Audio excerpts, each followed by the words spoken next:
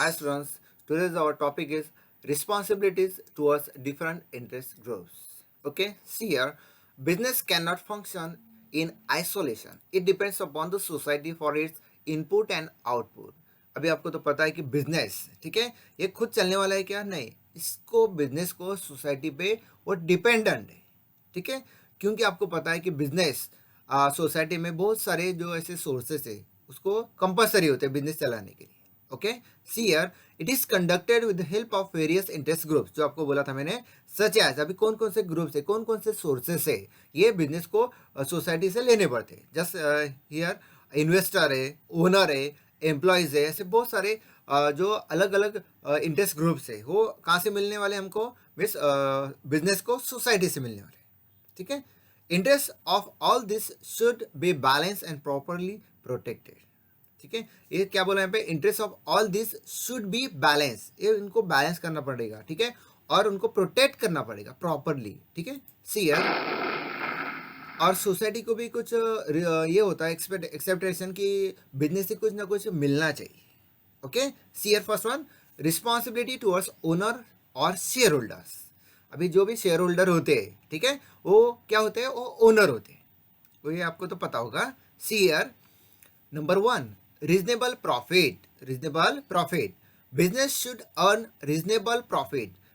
facilitate growth and expansion ठीक है यहाँ पे क्या बोला है आपको तो पता है कि बिजनेस क्यों करते हैं हम कि मैक्सिमाइज प्रॉफिट मैक्सिमम हमको प्रॉफिट मिलना चाहिए लेकिन यहाँ पे क्या बोला है रीजन भी दिया है business should earn reasonable profit reasonable बोला है ठीक है why profit facilitate growth and expansion profit की वजह से क्या हो सकता है जो हमारा बिजनेस है वो ग्रोथ हो सकता है एक्सपांड हो सकता है ठीक है एक्सपांशन हो सकता है बहुत सारा बढ़ सकता है अलग अलग ब्रांचेस उसके ओपन हो सकते हैं वॉट एवर जो भी होगा ठीक है it will bring financial stability अगर आपको प्रॉफिट कंटिन्यू मिल रहा है तो क्या होगा आपका जो भी फाइनेंस स्टेबिलिटी है फाइनेंशियल स्टेबिलिटी है वो कैसे रहेगी कांस्टेंट रहेगी और उसका उसमें भी कैसे होगा उसमें भी ग्रोथ हो सकती है see number two exploring business opportunity see here opportunity is the scope available for business you need to expand grow and diversify the business अभी आपको तो पता है कि अपॉर्चुनिटी ठीक है ये बिजनेस के लिए इंपॉर्टेंट होती है ठीक है you have to just find out कब हमें कौन सी अपॉर्चुनिटी मिल सकती है और वो अपॉर्चुनिटी मिलने के बाद हमारा बिजनेस कहाँ से कहाँ जा सकता है just you have to find that businessman should be alert to find such opportunities ठीक है मैंने जो है आपको बोला था कि बिजनेसमैन जो भी होगा ठीक है वो अलर्ट होना चाहिए ठीक है और उसको दिमाग में भी होना चाहिए कि कौन सी अपॉर्चुनिटी कब मिलेगी और कौन सी अपॉर्चुनिटी का फ़ायदा हमें कैसा हम ले सकते हैं ठीक है ये भी उसको समझना चाहिए for success of the business it is very crucial so when ever they arise it should be explore ठीक है अबे बिजनेस के लिए आपको अपॉर्चुनिटी फाइंड आउट करनी पड़ेगी और वो आपको यूज़ करनी पड़ेगी उसके वजह से यहाँ पे अपॉर्चुनिटी को बहुत सारा इंपॉर्टेंट दिया है it's a very crucial very important okay see number three optimum use of capital see available capital should be use carefully and efficiently जो भी आपका कैपिटल है okay you have to just care that okay you have to use carefully and efficiently business risk should be considered management should give attention to the safety of the capital यहाँ पे क्या बोला है business risk should be considered ठीक है अभी आपको तो पता ही है कि business is equal to risk कि कौन सा भी बिजनेस है उसमें रिस्क होने वाली है ठीक है और रिस्क लेने के बाद ही उसे प्रॉफिट मिलता है इसलिए यहाँ पे क्या बोला management should be attention to the safety of the capital management को अटेंशन रहना पड़ेगा जो भी उसका कैपिटल है ठीक है जो भी इन्वेस्टमेंट किया वगैरह वो उसका अटेंशन होना चाहिए कि ज़्यादा से ज़्यादा वो प्रॉपर रहना चाहिए लॉस नहीं होना चाहिए व्हाट एवर जो भी होगा next one number 4 minimize wastages okay सी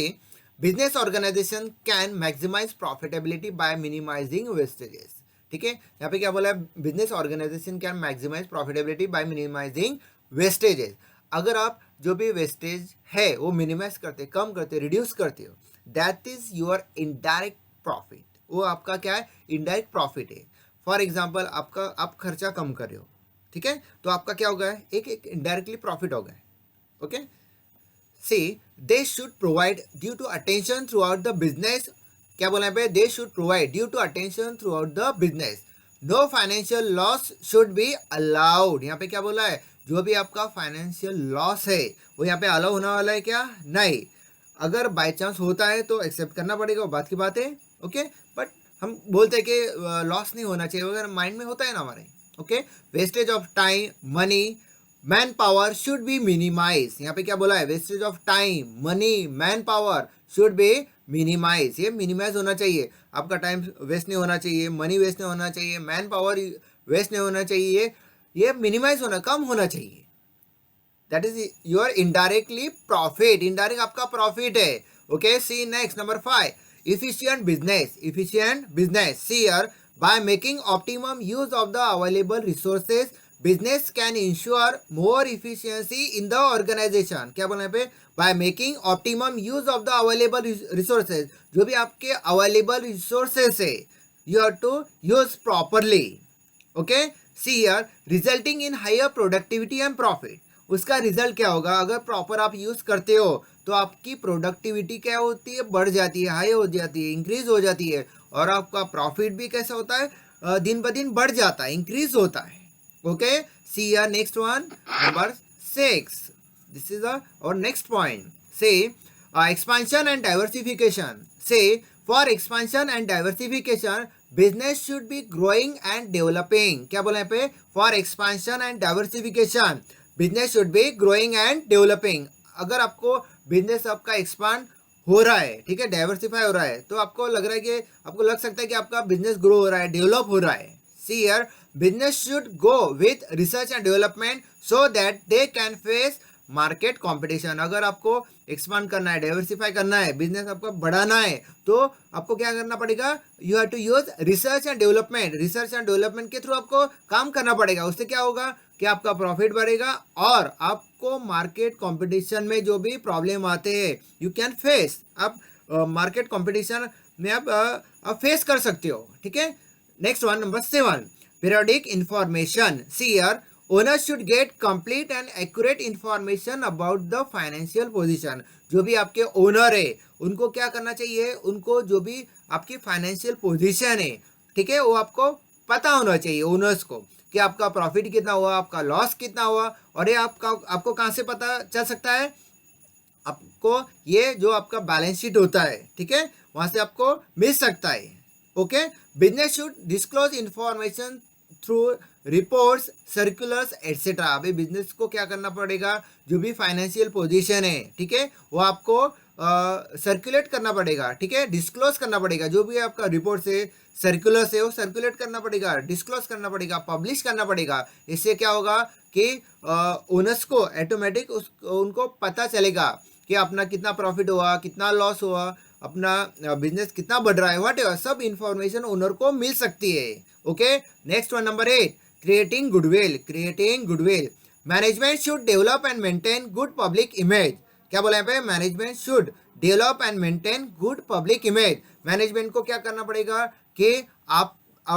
मैनेजमेंट को जो कंपनी की इमेज है वो कंटिन्यू डेवलप करनी पड़ेगी और मेंटेन करनी पड़ेगी पब्लिक में, क्योंकि पब्लिक में अगर कंपनी की इमेज अच्छी होगी तो पब्लिक को क्या लगेगा कि ये कंपनी अच्छी है, ये प्रोडक्ट अच्छा है। अगर उनको लगता है कि प्रोडक्ट अच्छा है तो क्या होगा, प्रोडक्ट ज़्यादा से ज़्यादा सेल होगा, और ज़्यादा से ज़्यादा सेल होने के बाद ज़्यादा से ज़्यादा प्रॉफिट मिल सकता है, okay. Well reputed company gets a lot of respect and trust in the market. अगर आपको तो पता है कि जो भी वेल रेपुटेड कंपनी है उनको क्या होता है, उनको सोसाइटी में, मार्केट में बहुत सारा रिस्पेक्ट मिलता है, बहुत सारा लोग उन पे ट्रस्ट करते हैं मार्केट में, ठीक है, कि ये कंपनी अच्छी है, बिंदास ले लो वगैरह वगैरह, आपने बहुत बात सुना होगा, ओके। Thank you.